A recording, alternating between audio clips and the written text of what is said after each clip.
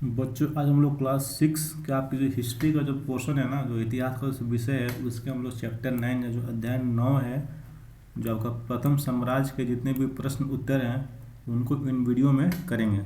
ये आपका जो पहला सेक्शन है, यहाँ पे मैंने सब इसमें टिक मार्क कर दिया, बस सिर्फ आपको एक बार देख लेना है।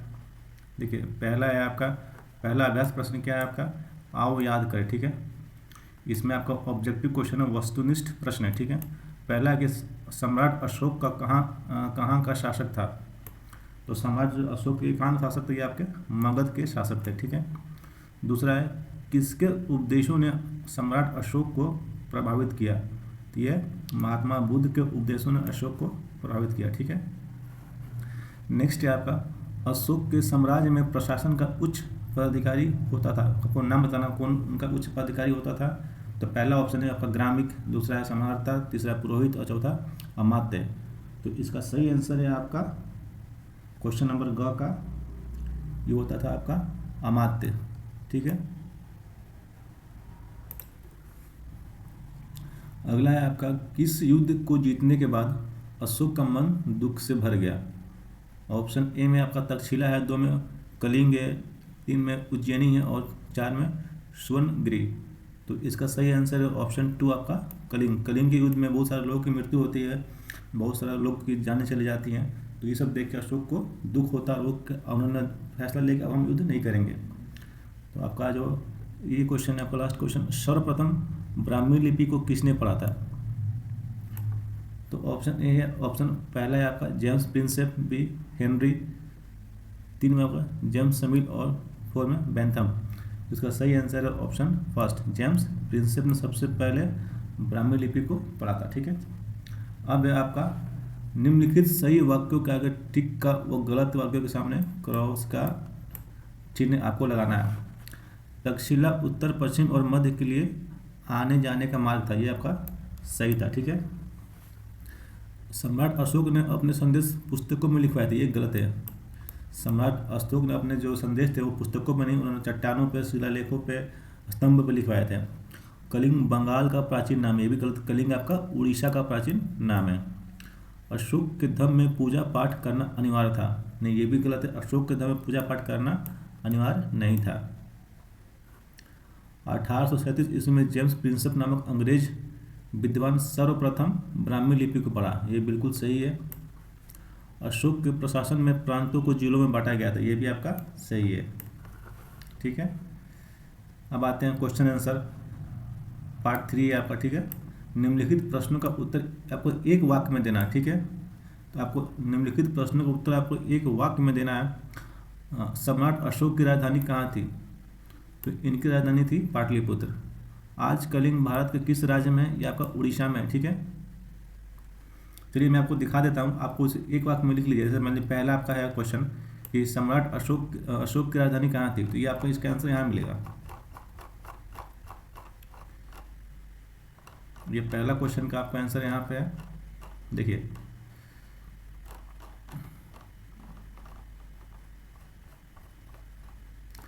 इस साम्राज्य की राजधानी आज का पटना पाटलिपुत्र में थी। ठीक है, तो जो पहला क्वेश्चन है आपको उसका आंसर ये है। ठीक है, दूसरा क्वेश्चन है आपका, आज कलिंग भारत के किस राज्य में है, तो ये आपका उड़ीसा में। ये आपको बुक में कहाँ दिया गया है, इसको यहाँ देखिए।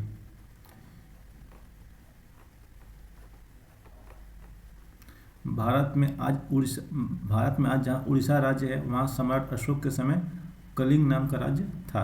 तो आपको एक लाइन में आंसर देना है, तो आप लिखिए कि आज कलिंग भारत के उड़ीसा राज्य में है। ठीक है, क्वेश्चन नंबर 3, अशोक के धम्म में निहित अच्छी बात को लिखे। उसमें बहुत सारी बातें दी गई हैं, आप कुछ बातों को लिख सकते हैं, जैसे यहाँ पे आपको मैं बता रहा हूँ। तो ये क्वेश्चन नंबर 2 हो गया। यहाँ पे आपको दिया गया है, एक सेकंड देखिए, ये क्वेश्चन नंबर 3 का उत्तर हमको दिखा रहे हैं आपको। बहुत से देखिए, अशोक के धर्म में आपको बताना है कि उनकी बहुत अच्छी बातें क्या थी। अशोक अहिंसा के रास्ते को मानने के लिए कहते थे। ठीक है, देखो, मनुष्य को शांतिपूर्ण और सदाचार बनाने की बात करते थे। देखिए, उनके धर्म का सबसे बड़ा सिद्धांत था कि आपको बड़ों का आदर करना है, बड़ों का आपको आदर किया जाना चाहिए और उनकी आज्ञा का पालन किया जाना चाहिए। बड़ों को भी अपने छोटों के साथ अच्छा व्यवहार करना चाहिए। अशोक धर्म के अहिंसा और दान का भी बड़ा महत्व है। तो आप उसको, आपको आंसर देना है एक लाइन में, तो आप ये लिख दीजिए कि अशोक, आपको लिखना है कि देखिए अशोक के धर्म में निहित अच्छी बातें ये है कि अशोक अहिंसा और दान की बातें करते हैं। उनके धर्म में जीव को नहीं मारा जाना चाहिए, ये सब बातें करते हैं। ठीक है, ये भी आप लिख सकते हैं। तो आपको आंसर एक लाइन में लिखना है, तो आप इनमें से कुछ भी लिख सकते हैं, कोई एक दो लाइन बना के खुद से आप लिख सकते हैं। नेक्स्ट क्वेश्चन है आपका क्वेश्चन नंबर 4, राजस्व संग्रहकर्ता के क्या कार्य थे। तो चौथा का आंसर आपको यहाँ पे है, 3 है आपका प्रशासन हो गया। यहाँ पे देखिए राजस्व संग्रहकर्ता का काम कर इकट्ठा करना था। उनका क्या काम था? टैक्स को कलेक्ट करना, कर इकट्ठा करना था। आपको एक लाइन में देना है, बस इतना ही लिखना है कि राजस्व संग्रहकर्ता का काम कर इकट्ठा करना होता था, बस हो गया। क्वेश्चन नंबर 4 हो गया। आते हैं 5 में, भारत का राष्ट्रीय चिन्ह कहाँ से लिया गया।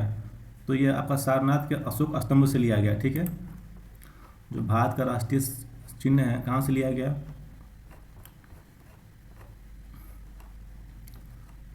ये आपका यहाँ देखिए, एक सेकंड रुकिए, आपको लेकिन देखिए ये जो है ना, जो भारत का राष्ट्रीय चिन्ह कहाँ से लिया गया, आपका सिरों वाला स्तंभ से लिया गया। आप इसको लिख सकते हैं। ठीक है, देखिए सारनाथ के स्तंभ यहाँ पे लिखा ना, ये आपको लिखिए सारनाथ के स्तंभ से भारत के राष्ट्रीय चिन्ह को लिया गया। आपको खुद से बना के लिखना है, उसे तो आपका आंसर आपका यहाँ से यहाँ तक है। सारनाथ के स्तंभ के सिर पर 4 सिंह बनाए गए हैं। 26 जनवरी 1950 को जब गणतंत्र बना तो 4 सिंहों के इस बनावट को राष्ट्रीय चिन्ह के रूप में स्वीकार किया गया। लेकिन आपको उत्तर एक लाइन में देना है, तो आप लिखेगा कि सारनाथ के स्तंभ के सिर से भारत के राष्ट्रीय चिन्ह को लिया गया है। ठीक है, आपको खुद से बना के लिखना है, तो आप ये भी लिख सकते हैं।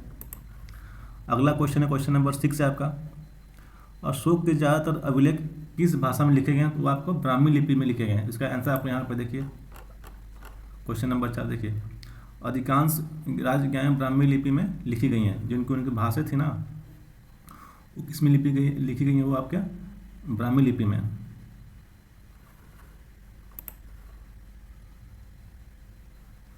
तो ये आपका आज का, और जो क्वेश्चन नंबर 4 है आपका, अशोक के धर्म के निहित मानवीय मूल्यों को लिखें। क्वेश्चन नंबर 4 का आंसर आप ये लिख सकते हैं, ये जो आपका सब दिया नहीं है, ये जो आपका है इसको लिख सकते हैं, पहला पॉइंट हुआ, दूसरा पॉइंट हुआ, इन तीनों पॉइंट को आप क्वेश्चन नंबर 4 के आंसर में लिख सकते हैं। तो कैसा लगा वीडियो जरूर आप बताइएगा। मिलते हैं आपसे अगले वीडियो में, तब तक के लिए आप हमारे चैनल को जरूर सब्सक्राइब करें। बाय बच्चों।